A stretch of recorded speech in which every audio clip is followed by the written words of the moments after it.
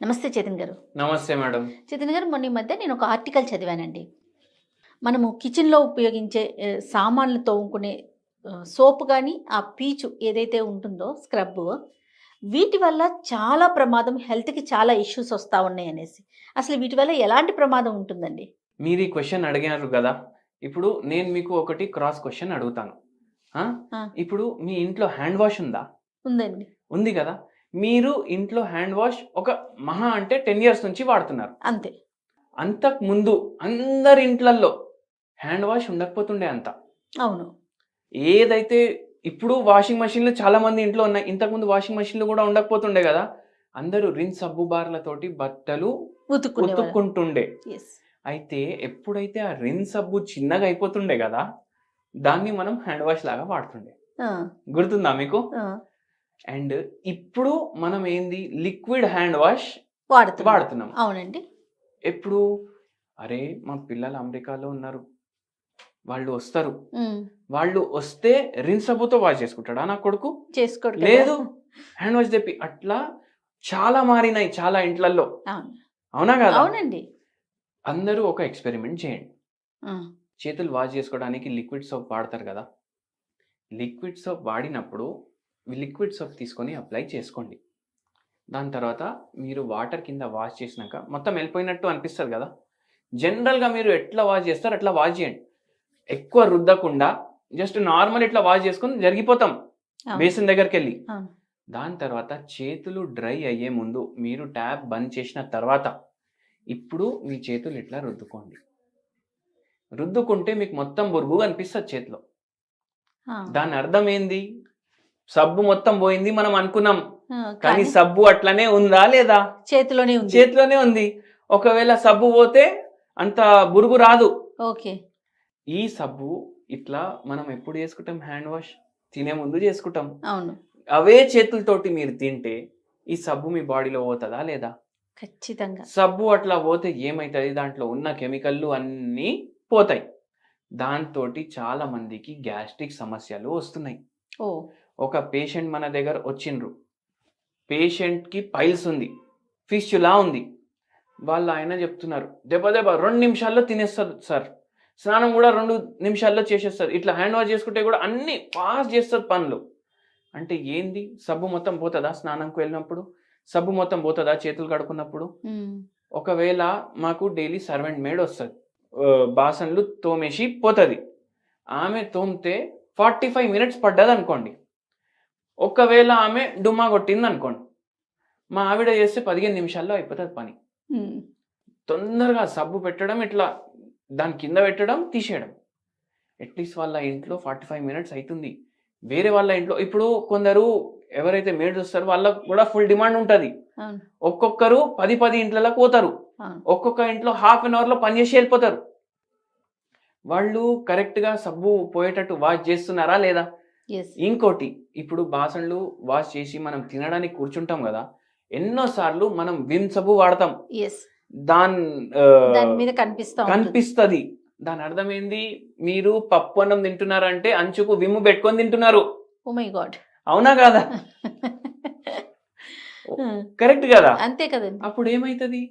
బీపీలో మార్పు, షుగర్ వ్యాధిలో మార్పు. హ్మ్. షుగర్ వ్యాధి లేదంటే షుగర్ వ్యాధి వచ్చే ఛాన్స్. అవునా కాదా? అచ్చా! ఇంకోటి మీరు గమనించండి.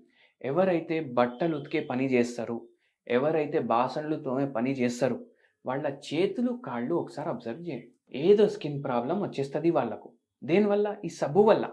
హ్మ్.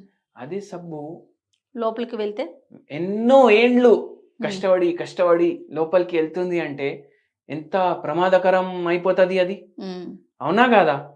ఇవన్నీ అయితాయి. మళ్ళా కొందరు ఏం చేస్తారు? అరే! మా ఆయనకి డయాబెటిస్ వచ్చింది. ఇప్పుడు ఆయన రైస్ తినొద్దు. నేను డైలీ చపాతీ చేసి ఇస్తా ఆయనకు. ఇప్పుడు శ్రావణ మాసం ఉంది. మొత్తం శుభ్రంగా ఉండాలి. శివునికి పూజ చేయాలి, హ్మ్. అభిషేకం చేయాలి. అవునా కాదా? అవును. ఏం చేస్తారు? వాళ్ళ కిచెన్ ప్లాట్‌ఫార్మ్ ఉంటది. వాళ్ళ కిచెన్ ప్లాట్‌ఫార్మ్ మీద సబ్బు ఏస్తారు. మొత్తం వాష్ చేస్తారు. సబ్బు మొత్తం పోయిందా లేదా గూడా తెలవదు. దాని మీదనే చపాతీ చేస్తారు. చపాతీ చేస్తారు. రొట్టె చేస్తారు. అంటే మీ ఆయనకి మీరే పాయిజన్ ఇస్తున్నారు, అవునా కదా? అట్లా ఇస్తే ఏమవుతుంది, షుగర్ అది ఇంకా కూడా కాంప్లికేట్ అయ్యే ఛాన్స్ ఉండదా? ఓకే. ఉంటది. ఇన్ని ప్రాబ్లంలు ఉంటాయి సబ్బుతోటి. Oh my God. ఇది మనం ఆలోచించము. మరి ఆల్టర్నేటివ్ అంటే ఏం ఆలోచించాలంటారు? ఆల్టర్నేటివ్ ఏం ఆలోచించాలి అంటే, మీరు ప్రతిరోజు ఆ కిచెన్ ప్లాట్ఫామ్ సబ్బుతోటి కడగడం ఆపండి ఫస్ట్. ఎందుకంటే బట్ట ఉంది సరే, ఒక 10 సార్లు మనం వాటర్లో పిండేసేయచ్చు, సబ్బు పోతుందని అనుకోవచ్చు. బాసన్లు క్లీన్ చేసేటప్పుడు మీరు ఎక్స్ట్రా కాషియస్ ఉండండి. ఒకవేళ బాసన్లలో మీరు ఎట్లయినా బాసన్లోనే తింటాం, థాలీలో తింటున్నాం అంటే అది కూడా బాసనే. దాంట్లో మీకు ఇట్లాంటి మరకలు కనిపిస్తే సరిగా వాష్ చేసుకోండి. సబ్బు మరకలు కనిపిస్తే అట్లనే తినకండి. ఏమైతుంది తినేసేయి అనేసి తినకండి, మంచిగా వాష్ చేసుకోండి. బయటికి పోతే ఎంత ఆలోచిస్తాం, ఒక హోటల్కి పోయి ఒక మరక ఏమైనా మనకు కనిపిస్తే ప్లేట్ చేంజ్ చేపిస్తామా లేదా? 100%. మళ్ళీ ఇంట్లో ఎందుకు చేంజ్ చేయొద్దు? ఇవి హైజీన్ ఫాలో చేయండి. మీరు హ్యాండ్ వాష్లు వాడుతున్నారంటే మంచిగా వాష్ చేయండి చేతులు. హ్యాండ్ వాష్ అమ్మేటోడే చెప్తాడు 30 సెకండ్లు అయినా రుద్దండి అనేసి. దాని తర్వాత ఒక నిమిషం మీరు మంచిగా వాష్ చేయండి వాటర్ కింద, మొత్తం సబ్బు వాల్. మళ్ళా తర్వాత ఇట్లా చేసి చూసుకోండి మీకు బురుగు కనిపిస్తుందా లేదా. కనిపించలేనిప్పుడు వరకు మీరు వాష్ చేయండి అట్లా. అండ్ మరీ కొందరికి అలవాటు అయిపోతుంది, అతి శుభ్రత రోగం అంటారు. కొద్ది సేపటికి సబ్బు పెట్టుకొని వాష్ చేస్తారు. అట్లా చెయ్యకండి. ఆ సబ్బు వల్ల మీ స్కిన్ కూడా డ్యామేజ్ అవుతుంది. అది మన కణాలు ఉంటాయి కదా, అన్ని సెల్స్ ఉంటాయి మన బాడీలో, ఆ సెల్స్ లో కూడా అది పోతుంది. అదే మనం తినేటప్పుడు మళ్ళా పోతుంది అట్లా. మళ్ళా చాలా మంది ఏం తప్పు చేస్తారు తెలుసా మీకు? మనం బాసన్లు తోముకోవడానికి ఒకటి అల్యూమినియంది కాదు స్క్రబ్ అవి పర్చేస్ చేసుకుంటాం కదా. మీ పిల్లలు LKG నుంచి 10th వరకు వచ్చేస్తారు, అప్పుడు వరకు గదే ఉంటది మీ ఇంట్లో. కరెక్టే కదా మేడం, ఇవి మార్చారు ఎవరు? టూత్ బ్రష్లు, మళ్ళా ఈ స్క్రబ్లు, ఇవి ఎప్పుడు కోమ్లు. కోమ్ అయితే ప్లాస్టిక్, అది ఇంకో సమస్య అది.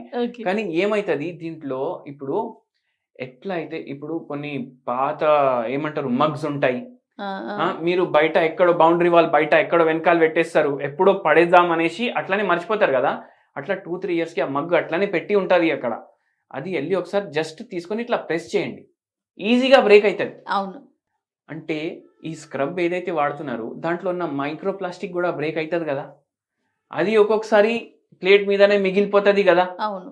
మళ్ళా దాంట్లో ఫంగల్ ఇన్ఫెక్షన్స్, బ్యాక్టీరియల్ ఇన్ఫెక్షన్స్, ఇవన్నీ ఫంగస్ కి గ్రోత్ ఎప్పుడు అవుతుంది, మాయిశ్చర్ ఎప్పుడు ఉంటే అప్పుడు అక్కడ అవుతుంది. అవును, అది కూడా అవుతుంది. మీరు అవే వాడుతున్నారు రెగ్యులర్, అట్లా వాడకండి. టూత్ బ్రష్లు రెగ్యులర్గా మార్చండి. మళ్ళీ వెరీ ఇంపార్టెంట్లీ ఏంది నేను చెప్తాను మీకు, మీరు కానీ ఎవరైనా ఒక 30 ఏండ్లు ఎవరైతే వయసు ఉన్నది, 40 ఏండ్లు ఉన్నవాళ్ళు చిన్నప్పుడు గుర్తు తెచ్చుకోండి, అందరి ఇంట్లో టూత్ పేస్ట్ కూడా ఉండకపోతుండే, అవునా కదా? టూత్ పేస్ట్ లో కూడా ఏదో డిటర్జెంట్ ఏజెంట్ ఉంటది కదా, అది కూడా కడుపులో పోతే ప్రాబ్లం అవుతుంది. అప్పుడు దేనితోటి మనం బ్రష్ చేసుకుంటుండే, మంజన్ తోటి కానీ ఆయుర్వేదం మంజన్ తోటి, లేదు అంటే ఉప్పుతోటి బ్రష్ చేసుకుంటుండే మనం. అయితే ఏంది అంటే తర్వాత వచ్చి కొందరు ఫారెన్ కంపెనీ వాళ్ళు చెప్పి అరే ఉప్పు మంచిది కాదు మా టూత్ పేస్ట్ వాడండి అనేసి, ఇప్పుడు అదే కంపెనీ వాళ్ళు టూత్ పేస్ట్ లో ఉప్పు కలిపేసి అమ్ముతున్నారు. కానీ మనకు ఏమొచ్చేసింది మైండ్ లో, టూత్ పేస్ట్ మంచిది ఉప్పు కన్నా, అవునా కదా? అయితే మీరు టూత్ పేస్ట్ కూడా వాడుతున్నారంటే ఇట్లా 2 సార్లు ఇట్లా పొక్కులించేసి రాకండి, మొత్తం మీకు టూత్ పేస్ట్ టేస్ట్ ఉండొద్దు మీ నోట్లో, అప్పుడు వరకు మీరు పొక్కులించాలి. ఇది కొద్దిగా వెరీ ఇంపార్టెంట్ పాయింట్స్. రైట్. ఇవన్నీ చిన్న విషయాలే కానీ డాక్టర్ గారు, కానీ ఆలోచిస్తే నెగ్లెక్ట్ చేస్తే చాలా పెద్ద ప్రమాదాలు జరగడానికి అవకాశం ఉంటుంది కదండి. అవునండి. రైట్. తగిన జాగ్రత్తలు తీసుకోవటం మంచిది. థ్యాంక్ యూ సో మచ్ అండి.